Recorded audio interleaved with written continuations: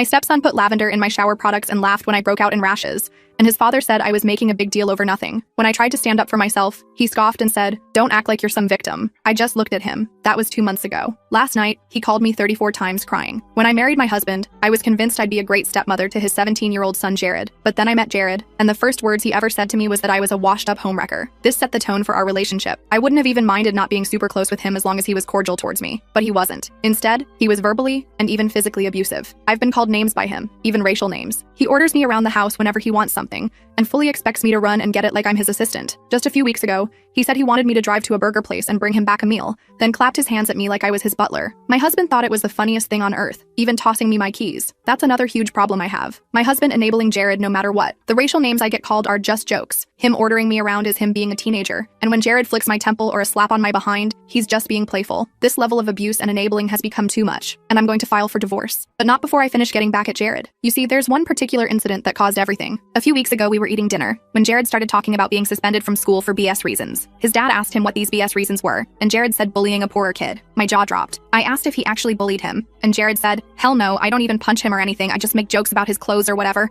It's not my fault he's broken sensitive." My eyes went wide, but right as I was about to say something, his dad interjected. "Really? They're giving out to you over some jokes you made at some ugly poor kid. School is too soft nowadays, you gotta harden kids up." I was gobsmacked. I wanted to stay silent, but I couldn't. So I spoke up and said, "Funny of you to say you need to harden kids up when Jared is the most spoiled kid I've ever met." I was immediately shot daggers by my husband, and Jared yelled at me, "What the F did you just say?" We got into a heated argument which ended with my stepson flipping his chair and leaving the table. My husband proceeded to blame me for Jared's reaction. That was my nail in the coffin. I started researching divorce lawyers. But then something happened, and although it made me more sure of divorce than ever, it also made me want to stay around just a little bit longer, because what I did to Jared without him even knowing was so funny, it was worth enduring the abuse. To understand what I mean, you need to understand, I am allergic to lavender. My skin breaks out if it makes contact with it. I get painful rashes that last weeks. I went to shower the day after our argument, and at first all was good, but then my body became very itchy. I kept getting more and more sore, until I was forced to get out of the shower, dry myself off and check what was wrong, and almost instantly after getting out, my skin started breaking out into hives and rashes. I knew what they were immediately as I know what lavender does to my body, but I couldn't for the life of me figure out why there was lavender in my body wash. I checked the bottle and it was clear. I did research on the product and found no lavender anywhere. I was walking to my room extremely puzzled when I noticed my son's room door was open, and something on his table caught my eye. It was purple. I went over to inspect it, and my heart sank. It was dried lavender. He had left it out in plain sight for me to see, almost as if he was taunting me, taking pride and even joy in what he did. He was mocking what he had just done to me. It was at this exact moment the last remnants of my marriage died. I know I probably should have said something, but when my husband and stepson came home later that day, I didn't say a word. In fact, I wasn't even going to do anything about it, until my stepson mockingly asked why I was wearing long sleeve shirts and had hives on my neck. I don't know why, but that snarky comment triggered something inside me. I became determined to go out with a bang. You see, Jared is heavily lactose intolerant, and if he wants to play the allergy game, I was more than willing. That same day, I started sneaking dairy into his meals, and I've been doing so ever since. His school lunches, which are usually dairy-free, somehow end up containing cheese. His dinners are now magically cooked in butter, and milk always mysteriously finds its way into his breakfast. And because of this, Jared is going crazy. He's constantly in the bathroom, constantly feeling nauseous, and has even become scared of all food as he's convinced his body is giving up on him. Neither of them suspect me, and just last week I heard them arguing about how much toilet paper Jared is using. Unfortunately for me, they went to the doctors after a few days, and that's when everything started going downhill. David and Jared left for the doctor around 2 p.m. I paced the house, cleaning nervously and checking my phone every few minutes. They were gone for hours. I started to panic, imagining them talking to the doctor about food tampering. I mentally rehearsed explanations and excuses. The longer they were gone, the more scenarios I imagined, from them coming home with police officers to David demanding a divorce on the spot. When I heard the garage door open around 6 p.m., I quickly sat down with a book, trying to look casual. They walked in with serious expressions. My heart was pounding so hard I could hear it in my ears. David looked at me suspiciously while Jared glared. They knew something, but instead of confronting me, they went into the kitchen and started whispering. The tension in the house was palpable, like electricity before a storm. I pretended to read my book while straining to hear their conversation. I caught fragments like "could be" and "check the food" and "watching her." My stomach dropped. They suspected me but didn't have proof yet. They were planning to catch me in the act. I realized I needed to be more careful, or perhaps stop altogether before this escalated even further. I'm sitting here now, writing this while they're both asleep. The doctor gave Jared some medication and told him to keep a food diary. They're planning to run more tests next week if things don't improve.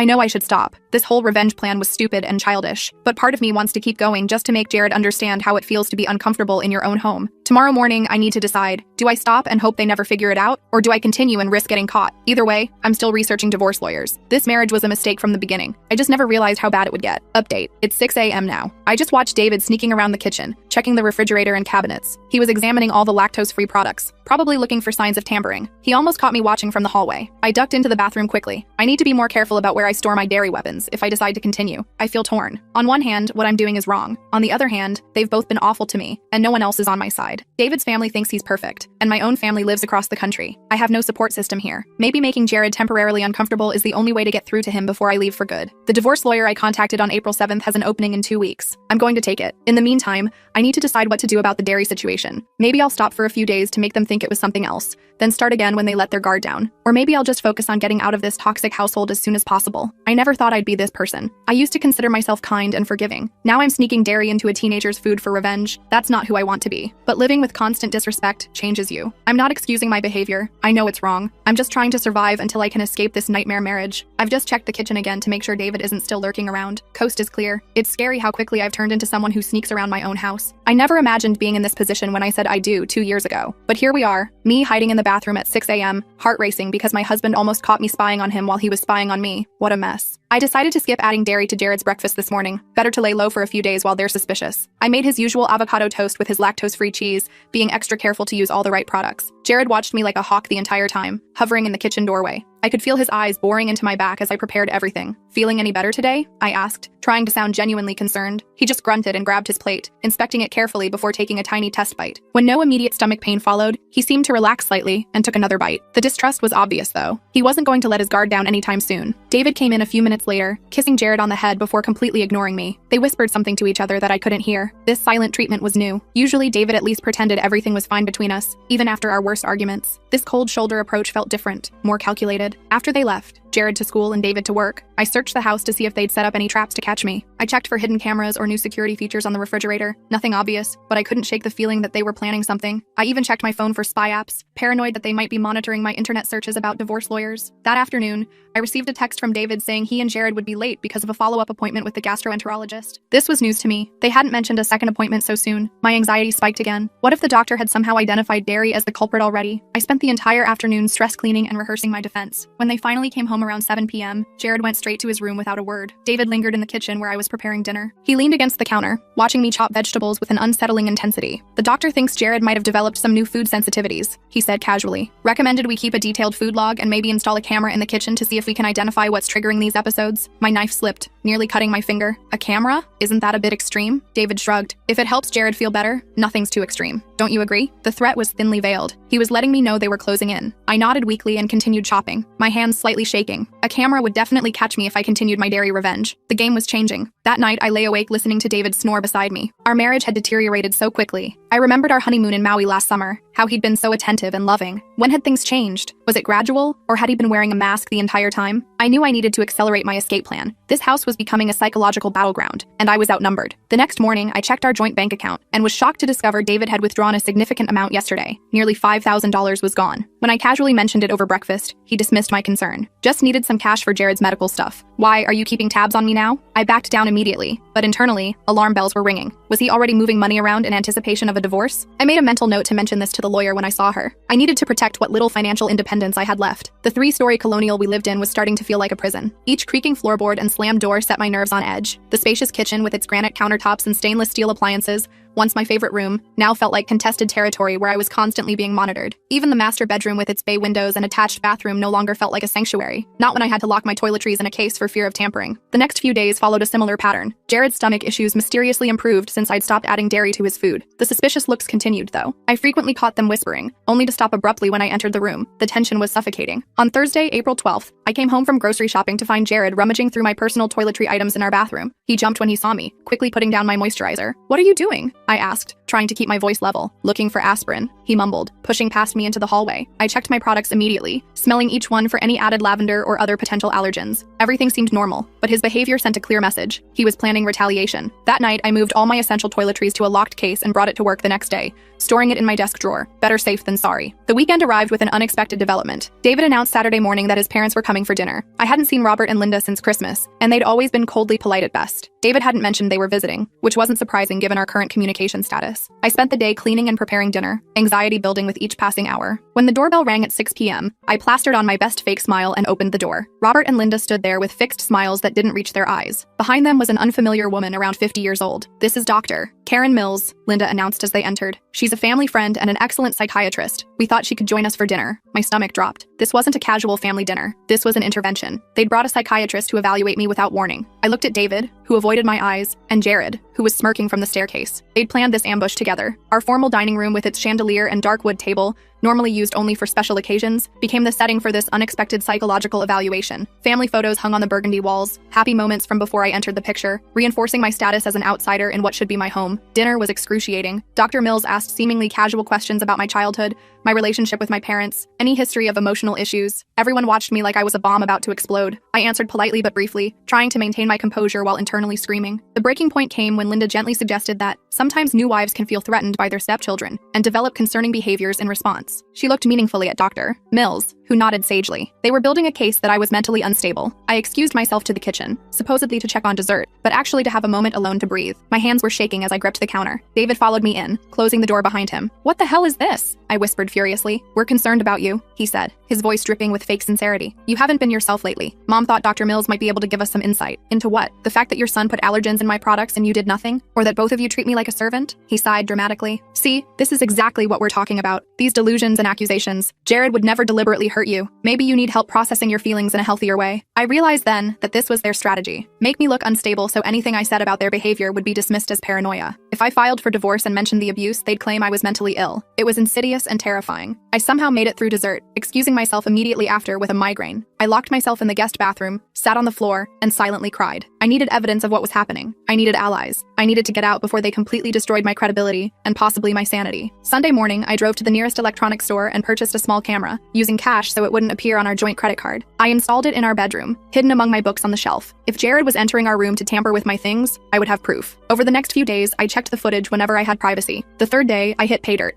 The camera captured Jared entering our bedroom while we were both at work. He went directly to my nightstand, opening drawers and examining my personal items. Then he moved to the bathroom, where he spent several minutes doing something with my prescription medication. I couldn't see exactly what he was doing, but he was clearly tampering with something. I immediately counted my pills and discovered that my anxiety medication was short by several tablets. This wasn't just petty revenge anymore. This was dangerous. Messing with prescription medication could have serious consequences. I secured the remaining pills in a small lockbox that I kept with me at all times. That same evening, I noticed something odd about my dinner. The sauce on my pasta had a slightly different texture than David's and Jared's portions. I pretended to eat while actually moving the food around my plate, then excused myself and dumped it in the bathroom trash, hiding the evidence under tissues. I couldn't prove they'd tampered with it, but I wasn't taking chances anymore. The next morning, I woke up to find multiple missed calls from friends and family. Confused, I checked social media and found my stomach dropping in horror. Someone had created a fake profile using my name and photos, and had spent the night posting increasingly erratic and concerning messages. The posts ranged from bizarre conspiracy theories to vague threats and troubling statements about my mental health. Several friends had messaged me directly, asking if I was okay. My mother had left 3 voicemails, her voice tense with worry. I immediately reported the fake account and sent messages explaining I'd been hacked, but the damage was already done. People had seen those posts and associated them with me. When I confronted David about it, showing him the fake profile, he looked concerned but suggested that maybe I had created it myself during a dissociative episode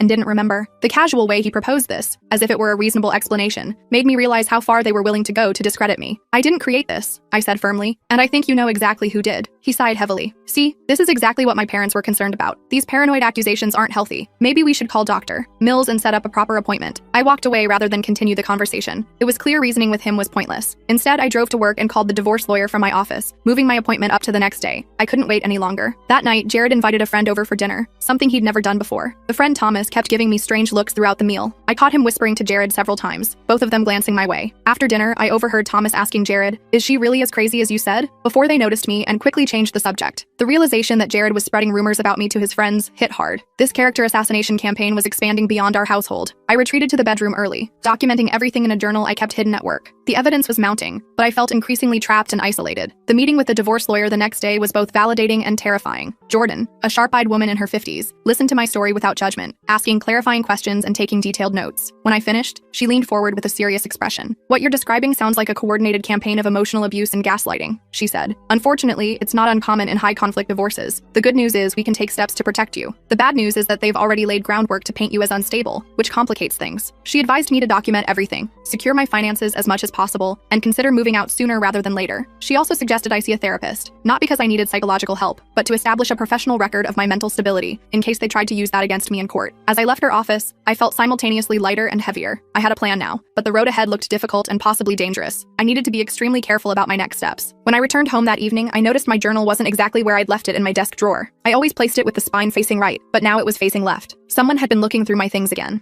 I was glad I'd started keeping my real journal at work and only had a decoy journal at home, filled with innocuous entries about daily activities and deliberately mild complaints about married life. The next day brought a new development. I received an email from Jared's school principal requesting a meeting with both parents regarding an ongoing situation. David hadn't mentioned anything about school problems, which wasn't surprising given our current communication level. I forwarded the email to him with a simple, "Did you know about this?" His reply came quickly, "Already handling it. Don't involve yourself." I ignored his directive and responded to the principal that I would attend. I suspected this might be related to Jared's bullying, and I wanted to hear directly what was happening. If David and Jared were trying to discredit me, I needed allies who could see their behavior firsthand. The meeting was scheduled for Friday afternoon. I arranged to leave work early, not telling David I planned to attend. When I arrived at the school office, I found David already there, looking surprised and annoyed to see me. The principal, Mr. Thompson, welcomed us both into his office where the guidance counselor, Ms. Rodriguez, was already waiting. "Thank you both for coming," Mr. Thompson began. "We're concerned about some ongoing behavioral issues with Jared. Despite his previous suspension, there have been additional reports of bullying, specifically targeting several students from lower-income backgrounds." David immediately went on the defensive, claiming Jared was being singled out unfairly. I remained silent, observing his automatic response of denial and deflection. Ms. Rodriguez pushed back gently, but firmly. "We have multiple witness statements, Mr. Sanders, and frankly, this pattern of behavior is escalating. The latest incident involved Jared posting altered photos of another student and making degrading comments about their family's financial situation. As they detailed more incidents, I noticed David becoming increasingly agitated. When Mr. Thompson mentioned the possibility of expulsion if the behavior continued, David started raising his voice, claiming the school was overreacting to normal teenage stuff. I finally spoke up. "I apologize for my husband's response. We take this very seriously and will ensure Jared understands the consequences of his actions." David shot me a venomous look, but I continued. "Could you provide us with specific recommendations for addressing this behavior at home?" The meeting continued for another 30 minutes, with the principal and counselor outlining expectations and consequences. Throughout it all, David alternated between defensive posturing and seething silence. When we left the office, he waited until we reached the parking lot before exploding. "How dare you undermine me like that? This is my son, not yours. You have no right to speak for our family. Bullying isn't normal teenage stuff, David. It's harmful and indicates deeper issues that need addressing." He got in my face, pointing his finger inches from my nose. "You don't know the first thing about raising boys. Stay in your lane and out of my parenting. Your parenting is creating a person who thinks it's okay to hurt others," I replied, keeping my voice steady despite my racing heart. "Just like you've taught him it's okay to hurt me." His face contorted with rage, and for a moment, I thought he might actually hit me. Instead, he spat on the ground near my feet and stormed off to his car. I stood shaking in the parking lot, realizing this confrontation had just accelerated everything. There was no going back now. That night, David didn't come home. He texted only to say he was staying with a friend to cool off. Jared was at his grandparents' house, so I had the place to myself for the first time in months. The silence was both relieving and eerie. I used the opportunity to secure more of my personal belongings and important documents. I packed a go bag with essentials in case I needed to leave quickly and hid it in my car trunk. I also withdrew some cash from my personal account and contacted a few friends to see if I could stay with them if necessary. Around midnight, I received a text from an unknown number. "We know what you did to Jared's food. Evidence has been collected. Prepare for consequences." My blood ran cold. I couldn't be certain who sent it, David, Jared, or even Linda, but the threat was clear. They were escalating their intimidation tactics. I screenshotted the message for my records and tried to sleep with a chair propped against my bedroom door. The next morning, I called in sick to work and went straight to my lawyer's office with the threatening text. Jordan advised me to file for a temporary restraining order based on the escalating hostility and documented threats. She seemed particularly concerned about the mention of consequences. "This isn't just about divorce anymore," she explained. "We need to ensure your physical safety while we proceed." I spent most of the day completing paperwork and providing statements. By late afternoon, I had a temporary order prohibiting David from threatening or contacting me except through our lawyers. It wasn't comprehensive protection, but it was a start. When I returned home to collect more of my things, I found David waiting in the living room. My heart nearly stopped. He held up his phone, showing the restraining order notification. "Really? This is how you want to play it?" His voice was eerily calm, which frightened me more than his shouting. "You sent me a threatening text," I replied, staying near the door. "And you've been helping Jared torment me for months. I'm protecting myself." He laughed coldly. "Prove it was me who sent that text. Prove any of your crazy accusations. All you're doing is showing everyone how unstable you really are." "I'm leaving now," I said, trying to keep my voice steady. "The restraining order says you need to stay away from me. This is my house. You're the one who needs to leave." He stood up, blocking the path to the bedroom. "But go ahead. Call the cops. Let's see who they believe. Me or the woman who's been tampering with a minor's food and having paranoid delusions." I realized with horror that he was right. I had no proof of their behavior,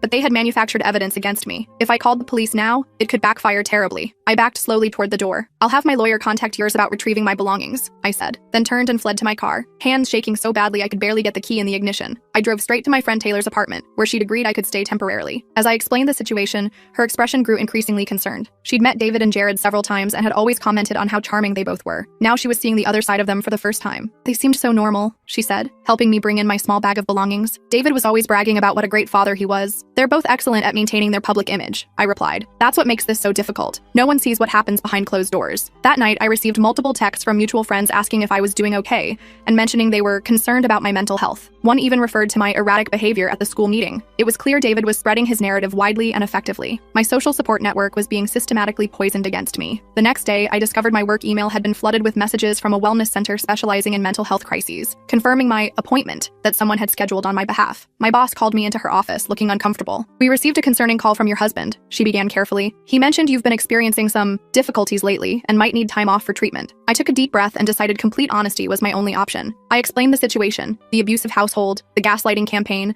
the divorce proceedings, and David's efforts to discredit me professionally. To my immense relief, she listened without judgment and assured me my job was secure. She even offered to have IT change my work passwords and restrict information about me to prevent further interference. That small victory gave me hope, but I knew the battle was just beginning. David and Jared had spent months systematically isolating me and damaging my credibility. Reclaiming my life and reputation would be an uphill struggle. Later that week, I received another email from Jared's school. There had been yet another bullying incident, this time serious enough that the parents of the victim were considering legal action. The principal requested another meeting, this time with all parties involved. My lawyer advised against attending since I was no longer living in the home, but something told me this meeting was important. If David's parenting was being questioned by multiple sources, it could help my case. I decided to go, preparing myself for another confrontation. The meeting was scheduled for Monday afternoon. I arrived early and waited in the parking lot, watching for David's car. When he pulled up, I noticed Jared wasn't with him. Unusual, since this meeting was specifically about his behavior. Inside the principal's office, the atmosphere was tense. Mr. Thompson sat behind his desk, looking grave. Ms. Rodriguez was there again, along with another couple I assumed were the parents of Jared's victim. David nodded curtly at me, but didn't speak. "Thank you all for coming," Mr. Thompson began. "We've asked you here today because the situation has escalated beyond what our regular disciplinary procedures can address." The father of the bullied student, who introduced himself as Richard, spoke up. "My son has been tormented by Jared for months. It started with verbal taunts about our financial situation after I lost my job, then escalated to physical intimidation and social media harassment. Last week, Jared distributed altered photos suggesting my son is homeless and eats from garbage cans." I watched David's face, expecting his usual dismissive defense. Instead, he looked uncomfortable, avoiding eye contact with everyone. Something had changed. Ms. Rodriguez slid a folder across the desk. "These are screenshots of the social media posts. We've also included statements from 8 other students who have experienced similar treatment from Jared. 8 others. The number hit me hard. This wasn't isolated bullying. It was a systematic campaign targeting vulnerable students. It mirrored exactly how Jared treated me at home, with David's tacit approval. What's particularly concerning," Mr. Thompson continued, "is that when confronted, Jared showed no remorse. In fact,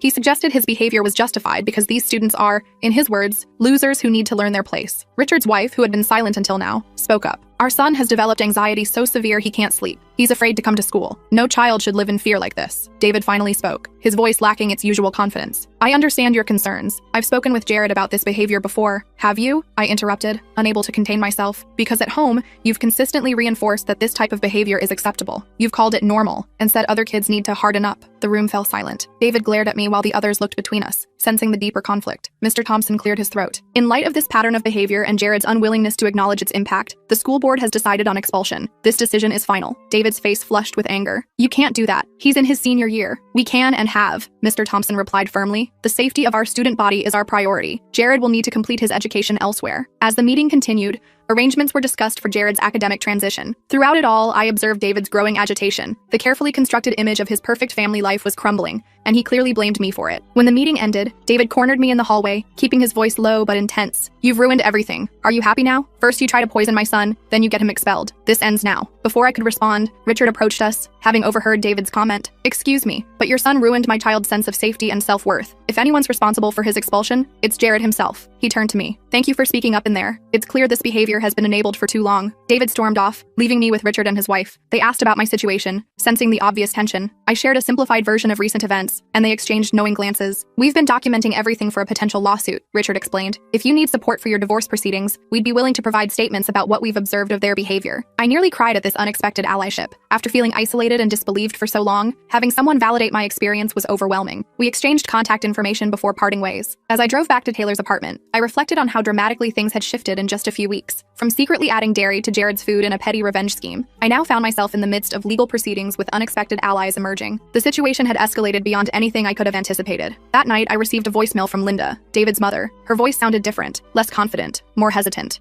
We need to talk. Some things have come to light that, well, Robert and I are concerned. Please call me back when you can. I played the message for Taylor, unsure whether to trust this apparent olive branch. It could easily be another trap. Call her back, but be careful what you say, Taylor advised. Record the conversation if you can. I followed her suggestion, enabling call recording before returning Linda's call. She answered on the first ring. Thank you for calling back, she began, her usually crisp voice sounding tired. Robert and I have been doing some thinking since the expulsion. We've also spoken with Richard and Ann Clark, the parents from the meeting. They shared some concerns that match things you've mentioned before. I remained silent, waiting for her to continue. We found something in Jared's room at our house, she said hesitantly. I was cleaning and discovered a journal where he's written some disturbing things about the bullying, about you, about plans for what he calls revenge. Robert thinks we should show it to you. My guard immediately went up. This sudden change of heart seemed suspicious after months of them treating me like I was the problem. Why the change of perspective? I asked cautiously. Linda sighed. The Clarks described behavior we've actually witnessed ourselves but dismissed, and the journal entries, they're genuinely concerning. I'm starting to think we may have been supporting the wrong narrative. We arranged to meet the following day at a public cafe. I informed my lawyer about the meeting, and she advised having someone accompany me as a witness. Taylor immediately volunteered. That night, I couldn't sleep, my mind racing with possibilities. Was this a genuine realization on their part, or an elaborate setup? What could Jared have written that would change his grandparents' perspective so dramatically? And how would David react when he discovered his parents might be switching sides? I met Linda and Robert at the cafe the next morning with Taylor at my side. They looked exhausted, like they hadn't slept in days. Linda had a manila folder clutched tightly in her hands. When we sat down, she slid it across the table without saying anything. I opened it and felt my stomach drop. Inside were pages torn from what appeared to be Jared's journal, along with photographs of his room at their house. The journal entries were disturbing, detailed plans for making the bitch pay, including putting more than just lavender in my products. He'd written about researching cleaning chemicals that wouldn't be easily detected but would cause skin reactions or worse. We found these hidden under his mattress when we were changing the sheets, Robert explained, his voice unsteady. At first, we thought it was just angry venting, but then we saw this. He pointed to a page with a detailed timeline and specific plans. There were lists of my allergies, my schedule, and disturbing drawings of me covered in rashes. The most alarming page had yesterday's date marked with special surprise in her coffee. Did he actually do any of this? Taylor asked, looking horrified. Linda nodded slowly. We found empty containers of various products in his trash. We also found these. She pulled out her phone and showed us photos of my toiletries, my actual bottles and containers, hidden in a box in Jared's closet at their house. He'd been stealing my products, tampering with them, and returning them to our bathroom. Why are you showing me this now? I asked, trying to keep my voice steady. Robert looked down, shame evident on his face. We always thought David was the reasonable one. When he told us you were unstable and making things up about Jared, we believed him because he's our son. But after the school meeting and talking to those other parents, we started noticing things, Linda continued. The way Jared talks about people, the way David dismisses serious concerns, then finding these, she gestured to the journal pages. We couldn't ignore it anymore. I felt a complex mix of validation and horror. Finally, someone believed me, but the evidence was far more disturbing than even I had imagined. This wasn't just bullying or petty revenge. These were potentially dangerous plans. Have you shown these to David? I asked. They exchanged uncomfortable glances. We tried, Robert admitted. He said Jared is just processing his anger in a healthy way, and that we're overreacting. He accused us of taking your side against family. That sounded exactly like David. In his world, any criticism was a betrayal, and loyalty meant enabling bad behavior. We're worried, Linda said quietly. Not just for you, but for Jared too. This level of anger and calculation isn't normal. He needs help, not encouragement. I thanked them for coming forward and asked to keep the copies of the journal pages. They agreed and also offered to speak to my lawyer if needed. As we parted ways, Linda hugged me awkwardly, our first genuine interaction since I'd met her. Taylor and I drove straight to my lawyer's office with the new evidence. Jordan examined everything carefully, her expression growing increasingly concerned. This changes everything, she said finally. These aren't just the angry scribblings of a teenager. There's clear intent to cause harm here. She looked up at me. We need to file for an emergency protection order against both Jared and David immediately. I spent the next 3 hours giving statements and filing paperwork. By late afternoon, a judge had granted temporary protection orders requiring both David and Jared to stay at least 500 feet away from me, my workplace, and my temporary residence. My phone started blowing up with texts from David almost immediately after the orders were served. I didn't read them, just forwarded them to Jordan as evidence of him violating the order already. She advised me to stay with friends he didn't know about for a few days, just to be safe. I crashed at my coworker James's apartment that night. I barely knew him, but he'd overheard me on the phone with my lawyer and offered his spare room as a place David would never think to look. I accepted gratefully, feeling like I was in some bizarre spy movie, hiding from my own husband. The next morning, I woke up to dozens of missed calls and more texts from David. I continued ignoring them, sending screenshots to Jordan instead. I also had 3 missed calls from Robert. When I called him back, he sounded panicked. David came to our house last night after getting the protection order, he explained. He was furious, blaming us for betraying him. He took Jared and all his things and said we'd never see either of them again if we continued helping you. My heart sank. Did you call the police? Yes, but but they said since David has legal custody of Jared, there's nothing they can do about them leaving. They did document the threatening behavior, though. I thanked him and hung up, immediately calling Jordan to update her. She was concerned about David potentially trying to flee with Jared to avoid consequences. She suggested I return to my apartment with a police escort to gather more of my belongings, in case this turned into a longer separation than anticipated. 2 officers accompanied me that afternoon. The apartment was empty, thankfully, but I discovered many of my possessions had been damaged. My clothes were cut up, photos were shredded, and someone had poured what smelled like bleach over my home office area, destroying my personal laptop and documents. The officers documented everything while I packed whatever remained intact. As I was leaving, our neighbor Mrs. Johnson approached cautiously. "I've been meaning to talk to you," she said quietly. "I've heard a lot of concerning things through the walls, and last night there was a huge commotion. That man and his son were throwing things and yelling about making you disappear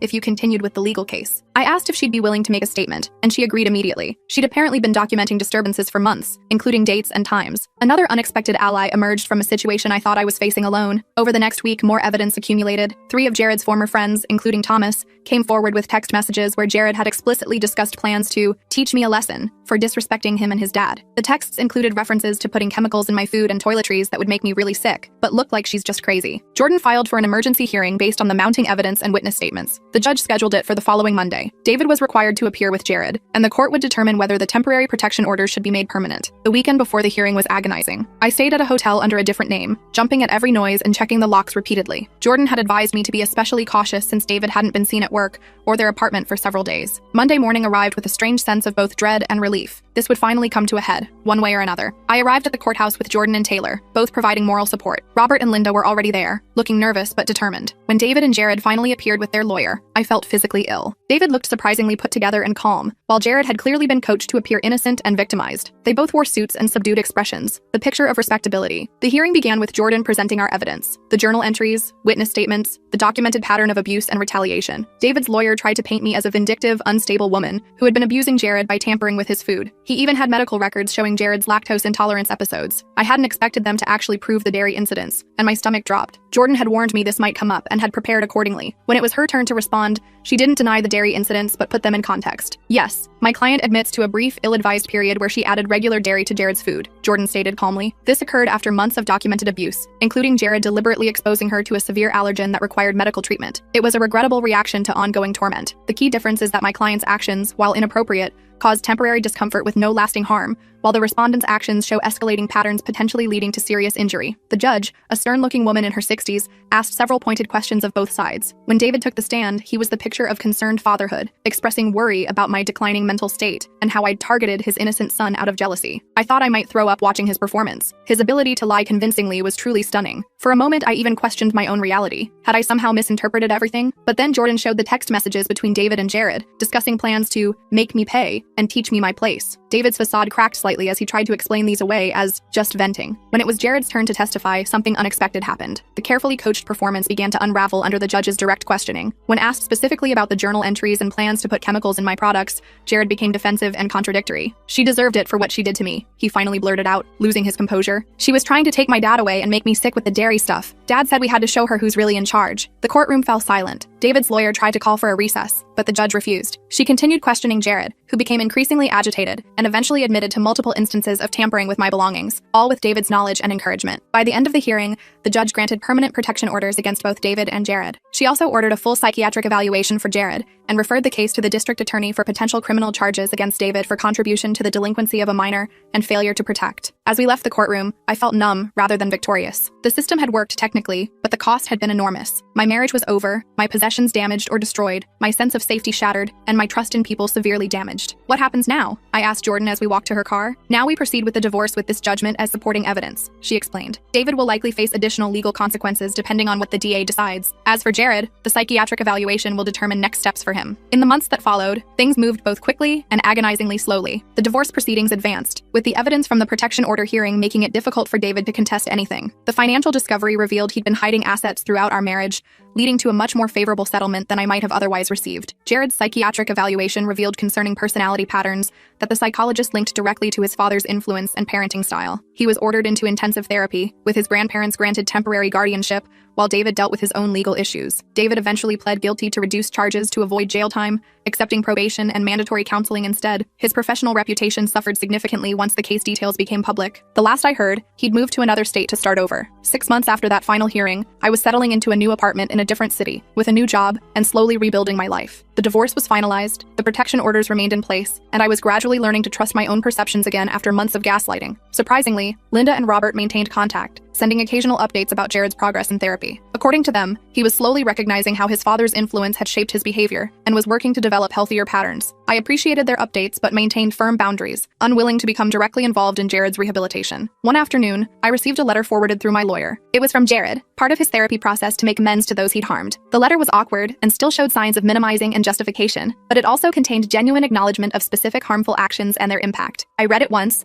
then filed it away without responding. Maybe someday I'd feel ready to acknowledge his efforts at growth, but for now, I needed to focus on my own healing. The therapist I'd been seeing helped me understand that forgiveness wasn't necessary for my recovery, and that maintaining distance was a valid choice. The dairy revenge now seemed like something from another lifetime, a desperate act by a person pushed to her breaking point. I wasn't proud of it, but I also recognized it as a symptom of a profoundly toxic situation, rather than a reflection of who I truly was. 3 months ago, I ran into Richard and Ann Clark at a fundraiser for anti-bullying programs. Their son was doing better at his new school, they told me, and they'd used part of their settlement from the lawsuit against David to establish a support group for families affected by bullying. You know, in a strange way, we're grateful the situation came to light when it did, Richard said. If it had continued unchecked, who knows how many more kids would have been hurt, or how much worse the bullying might have gotten. I understood what he meant. Despite the trauma of the past year, exposing the truth had ultimately been necessary, not just for me, but for everyone affected by David and Jared's behavior. Last week, I had dinner with Taylor and some new friends. When someone asked how my ex and I had split up, I gave the simplified version I now use for people who don't need the full story. Taylor squeezed my hand under the table in silent support, and the conversation moved on to other topics. As I drove home that night, I realized I hadn't checked over my shoulder once during the evening to see if I was being followed. I hadn't inspected my food before eating it. I hadn't flinched when someone moved suddenly near me. Small victories, but meaningful ones. The apartment I live in now has excellent security, but I no longer keep a chair propped against my bedroom door at night. The nightmares about finding chemicals in my food or waking up covered in hives have become less frequent. My therapist says healing isn't linear, and some days are still harder than others. I'm not the same person who excitedly planned to be the perfect stepmom over a year ago. That naive optimism is gone, replaced by a wariness I suspect will never completely disappear. But I'm also stronger, more discerning about who I trust, and absolutely unwavering in maintaining my boundaries. Sometimes I think about what might have happened if I just filed for divorce after the Lavender incident instead of starting my dairy revenge. Would things have escalated the same way? Would David and Jared have shown their true colors so clearly? Would others have seen through their facade without the dramatic confrontations that followed? There's no way to know. All I can do is move forward, continue healing, and remember that even in my darkest moments, when it seemed like everyone believed their lies about me, I still knew my own truth. Sometimes that's enough to keep going until the light finally breaks through.